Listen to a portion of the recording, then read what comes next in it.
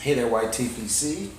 Michelle Baruch coming at you from the new Wisconsin Smoking Lounge inside, because I still don't have my furniture in here.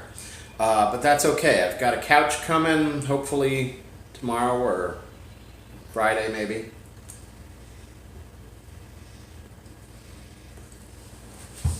And I've got a bunch of little things to talk to you about.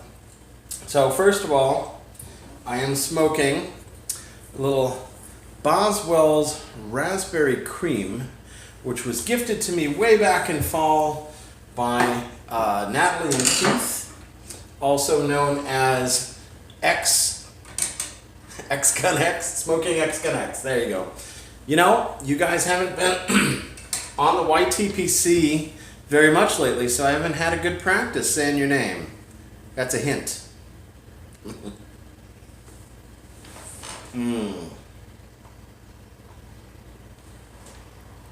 So this is an aromatic that's made obviously with a topping, and you can see here I labeled it. It's Black Cavendish and Traditional Cavendish. It is even after all this time, it's still pretty moist. I probably could have benefited from a little drying time here.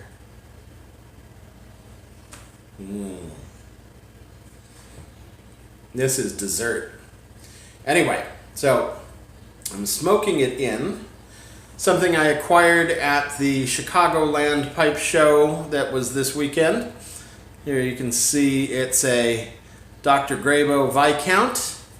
Got me a blue one.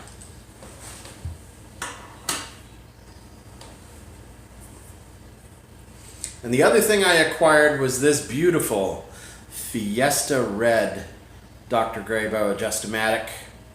Look at this beautiful thing. Both were unsmoked.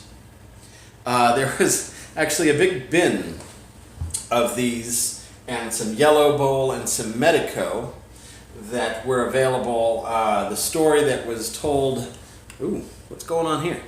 To me by the person I bought it from was that there was a lady whose husband had passed away. These were estate pipes. He actually didn't smoke any of these, but he had a tradition or habit of buying a new Graybow every time he went to the drugstore, and then he would take it home and put it on the shelf. So he had all these beautiful, beautiful Graybows that were unsmoked. Some of them have a little oxidation on the stem, but I just couldn't pass it up. I actually only bought these two pipes at the pipe show. They showed some great restraint, I think. Heroic restraint. Anyway.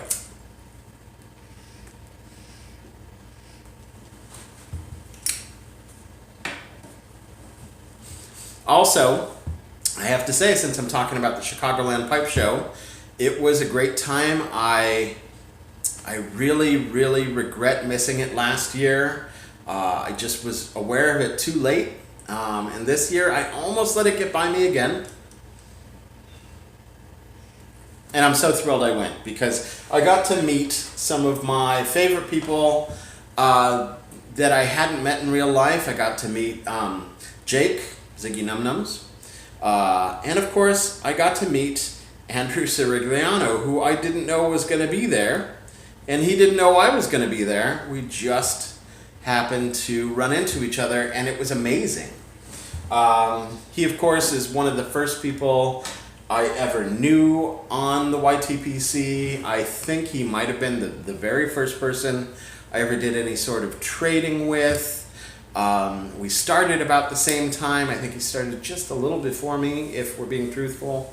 And I could not have been happier to have met Andrew in person. So, Andrew, so thrilled. I wish we could have spent more time together. Jake, too. Although in Jake's case, he's a Chicagoan, so unless we're complete idiots, we'll get together soon in real life. Sorry that I missed Lesra 312. You know, I missed him leaving, and then apparently he came after I left, and all of that. I did get to meet Jeff the Chef. That was awesome. And there's a bunch of people who were there on Thursday and Friday and Saturday that, like John Laughlin, I'm so sad that I missed you guys, but it was really awesome seeing all of the familiar faces from some of the videos that I watched. I have to let this go out again. Like Kaz from, and Shane from Cup of Joe's, and the Queen of Cobbs, and the guy, you know, who is the face of Missouri Meerschaum, and all these names. What's his name? Viprati was there. All these people that I didn't bother to say, hey, you know, I have a YTPC channel, because they wouldn't know who I was. But it was still great to see their faces anyway. It was just awesome. Anyway, so I will go next year, and next year, gosh darn it, I will be there on the opening night and do the dinner and all that sort of stuff. So the other thing that somebody actually asked me to do, I'm gonna light up again.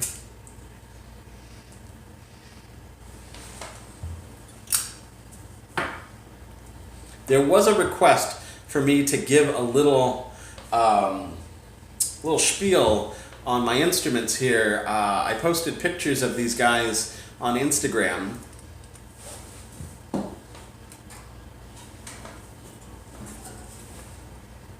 Here, of course, is my mandolin. It is currently missing one of its E strings. It has been packed away for about 2 years, so hopefully in this new place I will play it more. See, I need 3 hands. And of course, my old Kramer bass.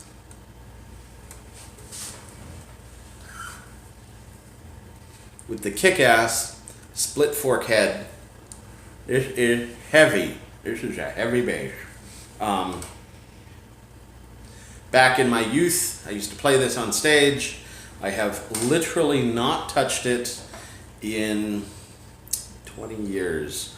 So, it's thinking of getting a practice amp and seeing what I could do again. So anyway, I just think, I've always thought this was an incredibly beautiful bass. It used to be covered in stickers at one point, of course, because I was punk rock as heck. So, who knows? Maybe at some point I will be not as good as the Pick and Piper, but maybe you'll see me play a little something at some point in the very distant future. Anyway, I just thought I would show these bad boys off. Also, this is Bernice, and I picked up a new piece of art recently. It's from the same place that the couch is coming from. Let's just say it's gonna get a new home. And I originally grabbed it for my office, but I think I need it for my house. Anyway, that's all. Talk to you guys soon. I hope you're very well. I'm going to leave in a minute to go light my pipe for like the millionth time. And hopefully I'm going to go down by Fiserv Forum and watch the Bucks destroy the Celtics. Be well.